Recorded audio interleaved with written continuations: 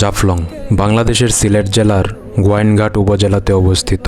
এটি ভারতের মেঘালয় রাজ্যের খাসিয়া পাহাড়ের পাদদেশে অবস্থিত একটি প্রাকৃতিক সৌন্দর্যে ঘেরা পর্যটন এলাকা। সিলেট শহর থেকে প্রায় ৬০ কিলোমিটার দূরে এই স্থানটি অবস্থিত। জাফলং মূলত সীমান্তবর্তী এলাকা, যেখানে পিয়াই নদী বয়ে এসেছে ভারত থেকে।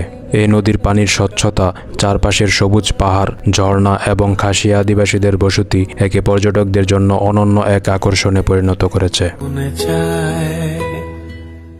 প্রাচীনকাল থেকে এটি খাসিয়া আদিবাসীদের বসতি হিসেবে পরিচিত। আজও এখানে খাসিয়া পল্লী রয়েছে, যেখানে তারা নিজস্ব সংস্কৃতি ও জীবনধারা মেনে চলে। ভারতের মেঘালয় পাহাড় থেকে নেমে আসা পিয়াই নদীর বয়ে আনা পাথর এখানে দীর্ঘদিন ধরে প্রাকৃতিকভাবে জমা হয়েছে, ফলে জাফলং ধীরে ধীরে একটি পাথর সংগ্রহের এলাকা হিসেবে পরিচিতি পায়।